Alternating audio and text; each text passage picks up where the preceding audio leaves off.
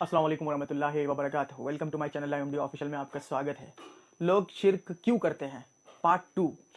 तो इसमें पूरा क्लियर हो जाएगा कि लोग शिर्क क्यों करते हैं और क्या वाकई कोई ऐसा इंसान है या ऐसा कोई वली या ऐसा कोई नबी जो अल्लाह के सिवा वो दे सकता है बंदों को। इसमें यह भी पता चल जाएगा। तो वीडियो के एंड तक बने रहना, स्किप मत करना।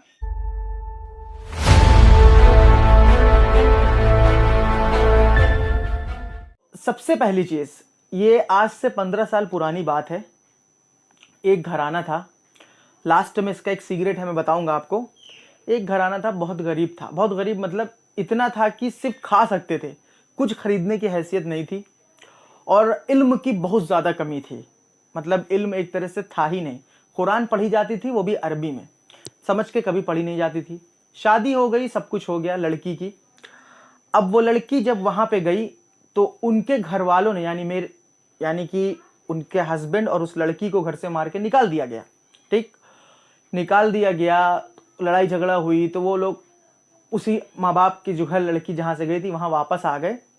तो उस टाइम पे लोग सऊदी बहुत जाते थे काम करने के लिए। तो खूब सारे लोग सब मज़ार पे जाते थे, औरतें, सब लोग। जाहिलियत था, आप जानते ही हैं उस टाइम पर भी। तो वो लड़की भी गई और उसका शौहर भी गया और भी रिलेशन वाले गए। तो सब ने दुआ मांगी। तो उस लड़की को किसी ने कहा कि उस औरत को कि तुम भी दुआ मांग लो कि तुम्हारे हस्बैंड सऊदी चले जाएं यहाँ से। तो हो गया, उन्होंने भी जो अपना किया, सब कुछ हो गया। और उसके बाद में वो मज़ार तकरीबन उनके घर से 30 किलोमीटर दूर थी। ठीक है, वो लोग वापस आए। उसके 1 महीने के बाद वो सऊदी चले गए, जिनके लिए दुआ मांगी थी उस लड़की ने, यानी अपने हस्बैंड के लिए। वो सऊदी चले गए 1 महीने के बाद। अच्छा, अब बताइए, कोई भी मुसलमान होगा, कोई भी मुसलमान, पहली चीज उस पैसे से मार खा रहा, पैसा है नहीं उसके पास। दूसरा, इल्म नहीं है उसके पास। तीसरा, दुआ कबूल हो गई ना, तो अब कैसे उसका ईमान मज़ार पे नहीं बनेगा। वो तो सोचेंगे ना, सबसे कहेंगे ना, हाँ मेरी तो कबूल हो गई, मेरी तो कबूल हो गई। एक कमजोर मुसलमान का ईमान शैतान ऐसे ही खराब कर दिया, यकीदा दिला के।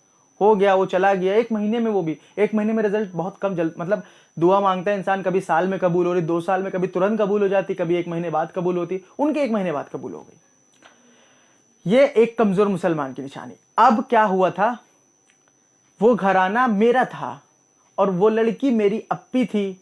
वो जो गए थे वो मेरे जीजू थे, बहनोई जिसको बोलते हैं। तो उसके बाद में जब वो सऊदी चले गए तो मैं अप्पी से पूछता हूँ कि क्या तुमने दुआ मांगा था? तो उन्होंने कहा मैंने दुआ ही नहीं मांगा। तो मैंने कहा कि क्यों? जब सब लोगों ने, हमारे घर वालों ने फोर्स किया हमारे अप्पी को कि मांग लो। तो उन्होंने कहा हमने दिल में ये सोचा अगर उनको जाना होगा तो अल्लाह ताला भेज ही देंगे, दुआ मांग के यहाँ से क्या मिलेगा। वो इतना करके चले और सबने सोचा कि उन्होंने दुआ मांगी। ठीक, अब आप सोचेंगे कि इसमें नया क्या है, उन्होंने नहीं मांगा फिर भी चले गए। नया ये है कि उनके नसीब में था जाना लिखा। अगर वो दुआ मांगती तो शैतान उनके ईमान को एकदम पुख्ता कर देता, खराब कर देता मतलब, और शिर्क पे एकदम पुख्ता कर देता। समझे बात को? लोग कहते हैं ना यहां से मांगो तो मिलता है, ऐसे मिलता है। हो गया ना क्लियर? ऐसे मिलता है। अल्लाह ताला तुम्हारे को 1 महीने बाद लिखा है कुछ 1 करोड़ रुपए मिलना है या 10 लाख मिलना है तुम्हारे नसीब में, लेकिन हमको पता नहीं रहता ना कि हमको कल क्या मिलेगा, हमको परसों क्या मिलेगा, 1 महीने बाद, 1 साल बाद हमको क्या मिलेगा। मालूम है हमको? हमको बिल्कुल भी मालूम नहीं है। तो हम दुआ मांग लिया और हमको मिल गया, तो हमारा ईमान उस पर पुख्ता हो गया। किस पे? गैरुल्लाह पे। हाँ मिल गया, मांगने से मिलता है। और आज जितने यही तो बोलते हैं ना, शिर्क क्यों करते हैं? क्योंकि उनको मिल रहा, लेकिन उनके नसीब में लिखा, वो नहीं मांगेंगे तब भी मिलेगा।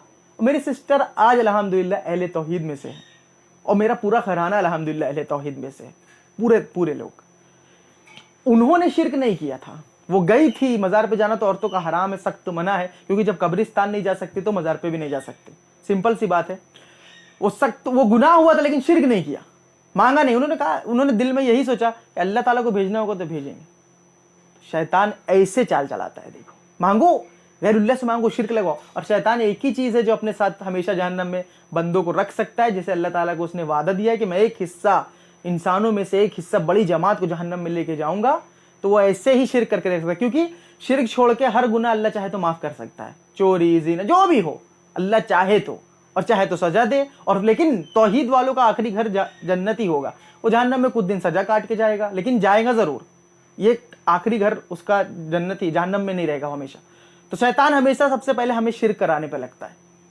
देखा आप कितनी माइंड की बात। अब कोई भी कमज़ोर इंसान, और आज हमारे पास इल्म कितनी कमी, ना कुरान पढ़े थे ना कुछ, लेकिन अल्लाह ताला को बचाना होता है। वो कहते नहीं अल्लाह जिसको हिदायत दे उसको गुमराह करने वाला कौन है?